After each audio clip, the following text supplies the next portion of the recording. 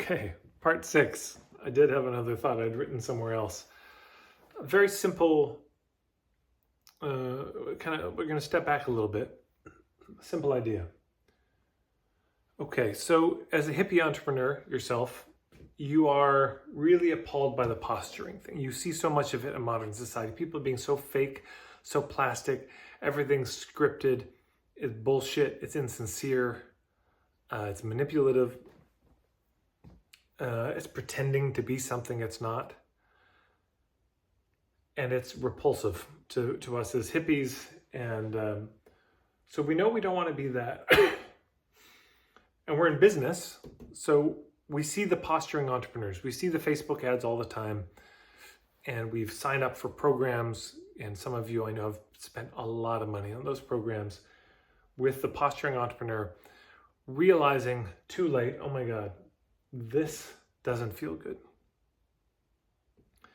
And that's true. It doesn't feel good and it doesn't work. And it's not beautiful. So, misses all the important criteria. And I suppose what I'm saying is, what'll happen is for most people, they say, okay, I don't want to be this. So the only option I can see is this. And what I'm saying is, there's another alternative, and it's that. People look at the solo collapsed artist shtick as an alternative, right? I don't want to be the posturing entrepreneur, so I'm going to be an alternative. But it's not an alternative, it's a twin. Yeah? It's not an alternative, it's a twin. It's the other side of the same coin, but it's the same currency. So it seems so different, but it's still under the constellation of the child, the hurt child, the desperate hurt child. It's all there. So it's not different. It's still in the same country, same citizenship. You've moved cities, but you're in the same country. Nothing fundamentally has changed, which is a bummer to realize.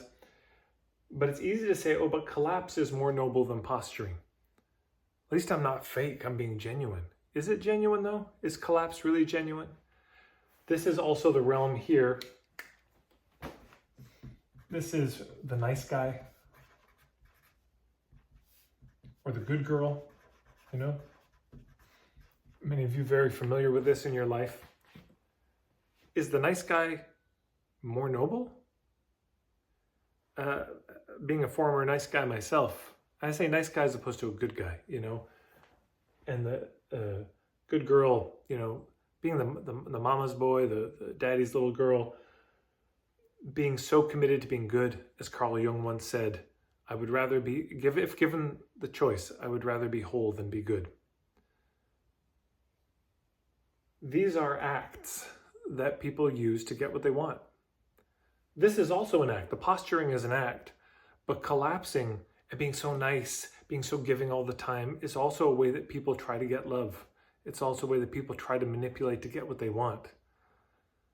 And there's often a deep amount of resentment underneath this. Because I give and I give and I give, and I don't get anything back. So the collapse, I wrote an essay you can probably find on Facebook. Just search Tad Hargrave, Collapse is Not More Noble. I think I may even have it on my Substack of cultural writings.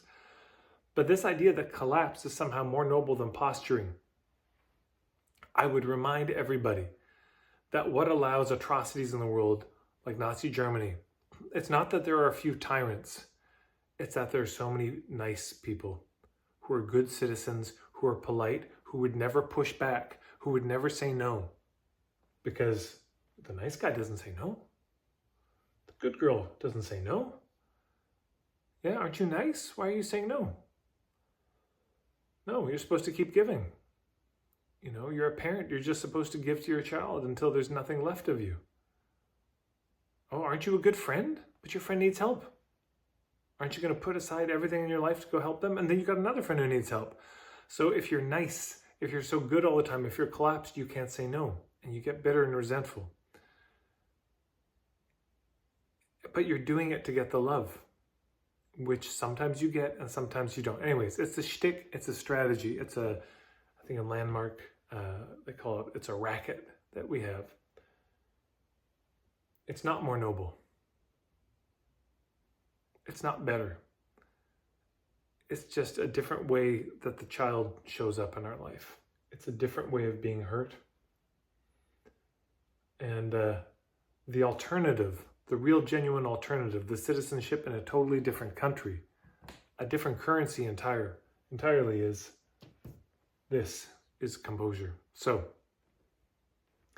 if you are struggling with this, you don't want to be the posturing entrepreneur. You don't want to be fake and slick and sleazy, and you're looking for an alternative. You may have tried this alternative already. How's it working for you? Is that paying the rent? Is it fulfilling to you? Does it really feel good? Is it meeting your needs? You feel respected? You feel, all of that. Is it working for you? And if it isn't, then I'd propose that. This is a lot more work, because there's no real labor here. It's a reflex. This is not a response to this. This is a reaction to this. So there's nothing asked of you. This will ask an immense amount of you.